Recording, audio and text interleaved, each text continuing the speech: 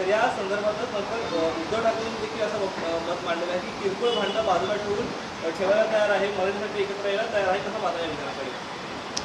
ही वक्तव्य ऐकल्यानंतर काही जुन्या गोष्टी मला आठवल्या. मला आठवतंय राजसाहेब ठाकरे यांनी बाळासाहेब असताना ज्या ठिकाणी शिवसेना मजबूत आहे त्या ठिकाणी उद्धवसाहेब यांना पक्षाचं काम पाहू द्या आणि ज्या ठिकाणी शिवसेना कमकुवत आहे ती जबाबदारी माझ्यावर द्या अशी बाळासाहेबांकडे मागणी केली होती. त्या ठिकाणी मी संघटना वाढवतो आणि राजसाहेबांनी ग्रामीण भागामध्ये पक्षाचं कामही सुरू केलं होतं. परंतु बाळासाहेब त्यावेळी राजसाहेबांवरती जबाबदारी द्यायला तयार झाले. त्यावेळी ह्याच उद्धवसाहेबांनी जर राजसाहेबांवर जबाबदारी दिली तर मी घर सोडून निघून जाईल अशा पद्धतीची धमकी दिली होती. राजसाहेबांना मुंबईतील शाखांना भेटी देण्यामध्ये सुद्धा त्यांचा विरोध होता. बाळासाहेब असताना सुद्धा राजसाहेबांना त्यांनी ॲक्सेप्ट केलं नाही. राजसाहेबांच्या सोबत जी मंडळी असतील त्यावेळी कायम त्यांचा मत्सर केला. शिवसेनेत असताना जबाबदारी दिली तर मी घर सोडून जाईल अशी धमकी त्यांनी दिली. ते राजसाहेबांना काय ॲक्सेप्ट करणार हा प्रसंग मला या ठिकाणी आठवतं. एवढंच. गेल्या काही दिवसांपासून राज ठाकरे असतील किंवा एकनाथ शिंदे असतील, विजय सामंत असतील यांच्या अनेक भेटी पार पडल्या. मुख्यमंत्र्यांचे शिंदेचे निवासस्थान असतील किंवा राज ठाकरेंचे निवासस्थान असेल, त्यामुळे कुठेतरी त्या शिवसेना असेल किंवा मनसेमध्ये युतीमध्ये चर्चा सुरू झाली. आता अशातच दोन्ही ठाकरेंनी विधान केलंय. हे बघा, मी तुम्हाला एवढंच सांगतोय की उद्धव साहेबांची पूर्वीची स्टेटमेंट, पूर्वीची वागणूक राजसाहेबांबरोबर ते एकत्र येतील का, त्यांचा स्वभाव हे शिवसैनिकच जाणू शकतात. जुने प्रसंग, जुन्या गोष्टी कोणीही विसरत नाही. आपण म्हणतो राजकारणात, परंतु राजसाहेबांच्या बाबतीत त्यांची जी काही वागणूक होती, जी पद्धत होती, ती मला नाही वाटतं राजसाहेब विसरणार. युतीसाठी त्यांनी अटी आणि शर्ती देखील दिली आहे. महाराष्ट्र पाहिल यापुढे काय होतं ते. त्यांनी युती केली तर शेवटी त्या दोन पक्षांचा निर्णय आहे. परंतु प्रेम हे एकतर्फी होत नसतं. प्रेम हे दोन्ही बाजूनी पाहिजे. आणि राजसाहेबांवरती उद्धव ठाकरे यांचं किती प्रेम आहे हे राजसाहेबच सांगू शकतात, त्यावेळची आजूबाजूची मंडळीच सांगू शकतात.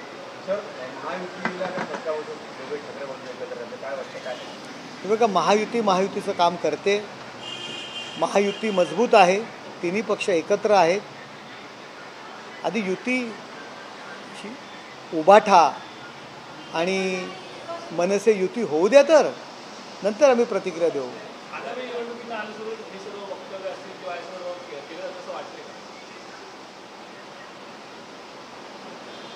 आगे आगे देखो होता है क्या.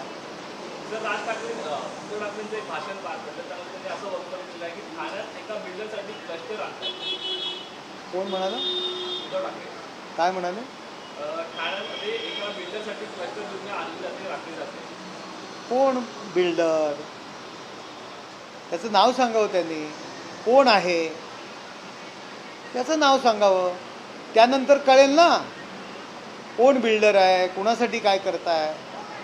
उगाच काहीतरी आरोप करायचे.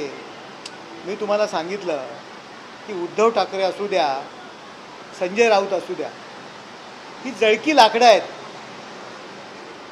यांचा एकनाथ शिंदे साहेब यांचा जो काही वाढता प्रभाव आहे, लोक त्यांना जो पाठिंबा देत आहेत ते पाहून त्यांचा धूर निघतोय. जिथून जिथून जागा मिळेल तिथून तिथून. त्यामुळे ते अशा पद्धतीची वक्तव्य करतायत. सर, हिंदीची सक्ती करायची असेल तर सुरुवातीला घाटकोपरमध्ये मराठीची सक्ती करावी असं देखील वक्तव्य उद्धव ठाकरेंनी केलं.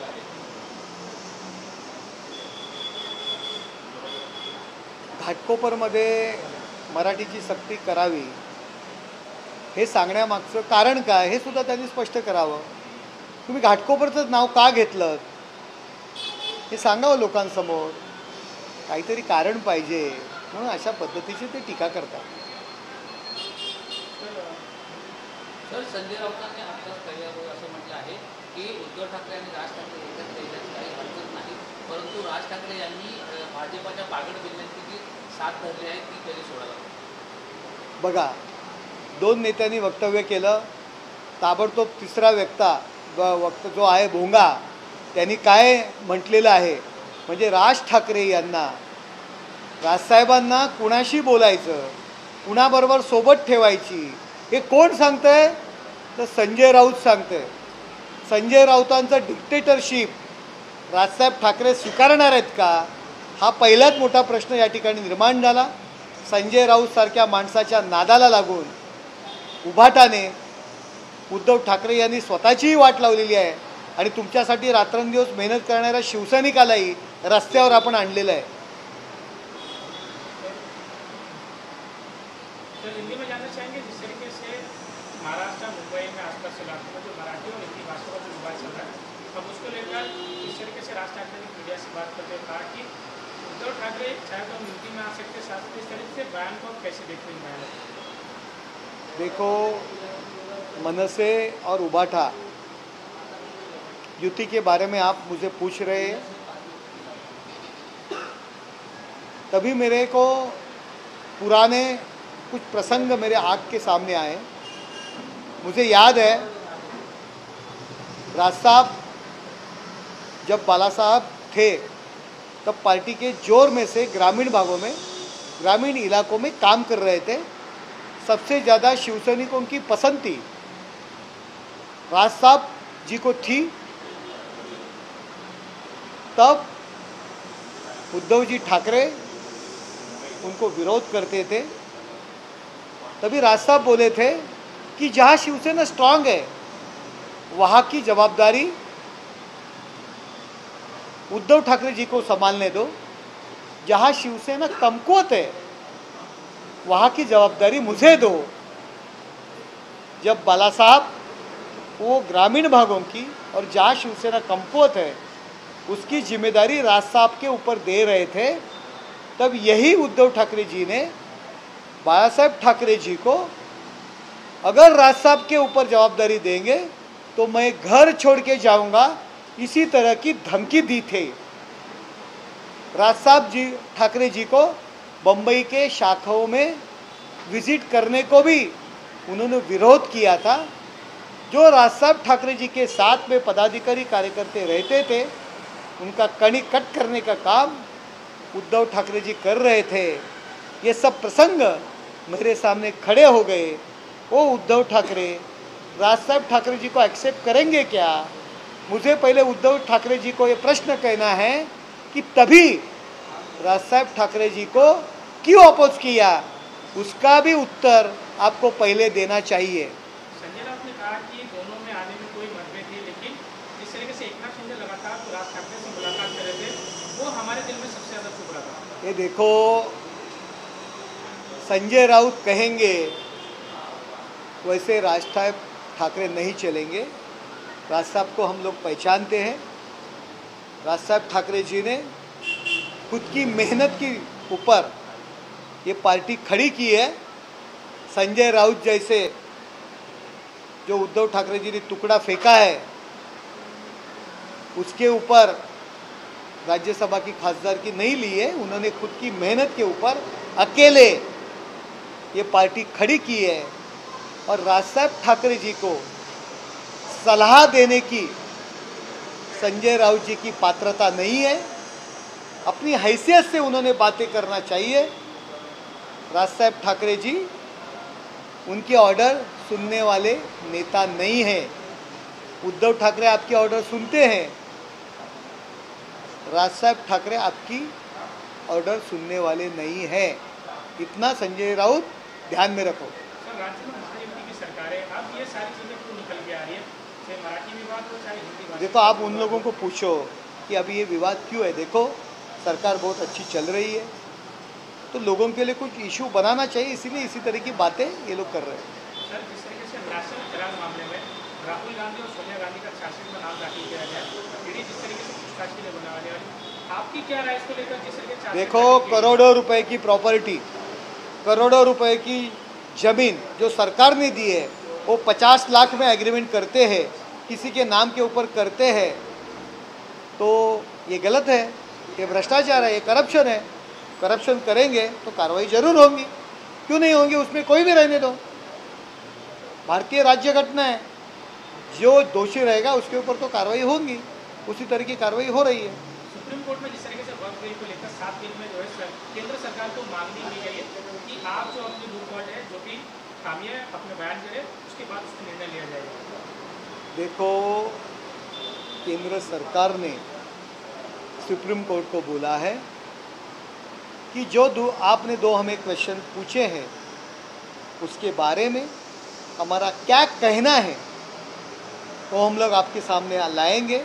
तब तक ये जो 2 कलम है वक्फ बोर्ड में जो गैर मुस्लिम सभासद उनकी नियुक्ति करने का, और जो गवर्नमेंट की जगह है वहाँ वक्फ बोर्ड ने अपना खुद का अधिकार दिखाया है, उसकी जांच जो कलेक्टर की समिति करने वाले हैं, ये 2 चीज़ें, ये 2 कलम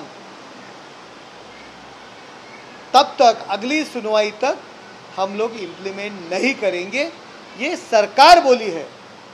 सुप्रीम कोर्ट ने वक्फ अमेंडमेंट बिल पर किसी तरह का रोक, किसी तरह का स्टे नहीं लगाया है, ये सरकार बोली है। तब तक हम लोग इसका इम्प्लीमेंट नहीं किया है। वक्फ अमेंडमेंट बिल पे कुछ तरह का जो रोक है वो सुप्रीम कोर्ट में नहीं लगाई है, जो सरकार का अधिकार है। अगर माइनॉरिटीज़ बोल रहे हैं कि हमारा धार्मिक कार्य के लिए हमें अधिकार है, घटना ने दी है, उसमें कोई तोड़मोड़ नहीं कर सकता, तो उसके ऊपर सरकार वक्फ अमेंडमेंट बिल ये किसी भी जो लाया है वो किसी भी धर्म के, मुस्लिम धर्म के जो धार्मिक जो विधि है, धार्मिक जो हेतु है, उसमें कोई भी बाधा नहीं ला सकता, नहीं लाने वाला, ये कोर्ट में प्रूव करने वाला है। इसीलिए जो हमारा संसद का अधिकार है वो हमारा अधिकार सही है, ये कोर्ट में हम लोग बताएंगे। 1 मिनट, आता मराठी का एक विषय उद्धव ठाकरे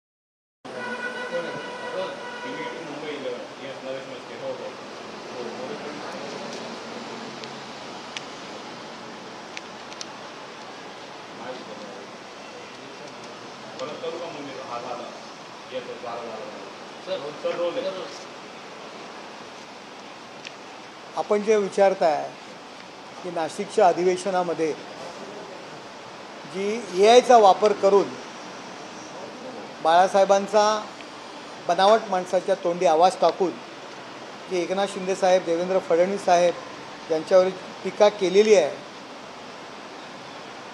एक विमा कंपनीची जाहिरात आहे, जिंदगी के साथ भी और जिंदगी के बाद भी। उद्धव ठाकरे यांचं असंच झालं आहे, ते जिवंत असताना साहेबांवरील निष्ठा त्यांची बनावट आणि कृत्रिम होती, आणि आत्ताही जिंदगी के साथ भी त्यांनी मनस्ताप दिलाय, आणि त्यांच्यानंतर सुद्धा ते बाळासाहेबांचा नकली आवाज काढून त्यांना मनस्ताप देत आहेत। कशी अक्कल सुचते यांना? मला तरी वाटतं त्यांनी त्यांची अक्कल कुठेतरी गहाण ठेवली आहे, त्यांचं वागणं नकली आहे, त्यांच्यातली हृदयातली भावना नकली आहे, त्यांच्या भोवतालची लोकसुद्धा नकली आहेत हो, आणि म्हणूनच त्यांना नकली आवाजाचा आश्रय घ्यावा लागला। बाळासाहेब जर जिवंत असते ना तर बाळासाहेबांनी असली आवाजातच उद्धव ठाकरे यांची हजामत केली असती, बाळासाहेब म्हणाले असते, कायम मी काँग्रेसला विरोध केला, कायम काँग्रेस गाडायला निघालो, त्या काँग्रेसला तू मदत करतोयस, त्यांच्यासोबत आघाडी करतोयस. हा जो पक्ष त्यांनी जो गहाण ठेवला काँग्रेसच्या उंबरठे जे उद्धव ठाकरे झिजवत आहेत, हे पाहून उबाटाच्या कमरेमध्ये बाळासाहेबांनी लातच घातली असती. हिऱ्यापोटी हिरा जन्माला पाहिजे, पण गारगोटी जन्माला आलेली आहे.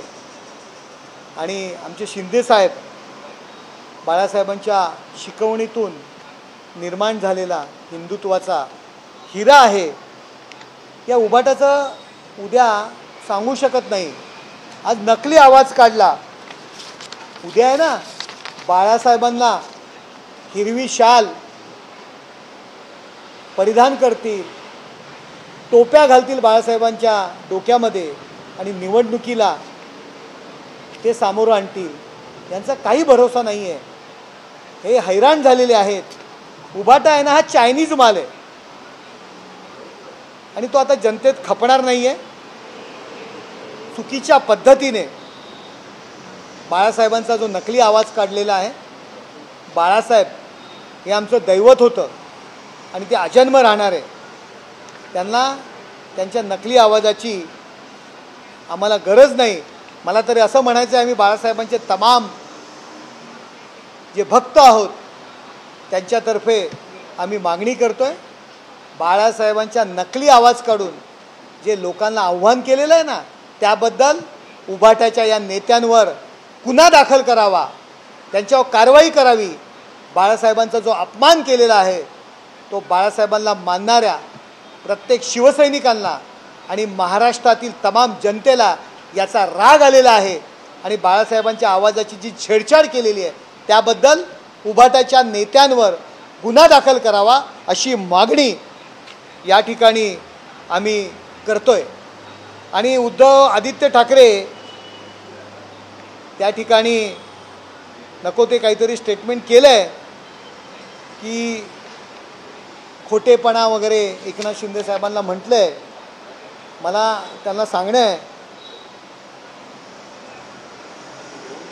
की हा खोटेपणा करण्याकरता तुम्हाला तुमच्या वडिलांकडे त्यांचे वडील आहेत, परंतु आपण काय करणार? आपण खोटेपणा दाखवताना तुमच्या वडिलांची जी काही वागणूक आहे, आतापर्यंत ज्या भूमिका बदललेल्या आहेत त्या कशा दाखवणार याचा विचार पहिला आपण करा आणि नंतर एकनाथ शिंदेसाहेब यांच्यावरती टीका करा.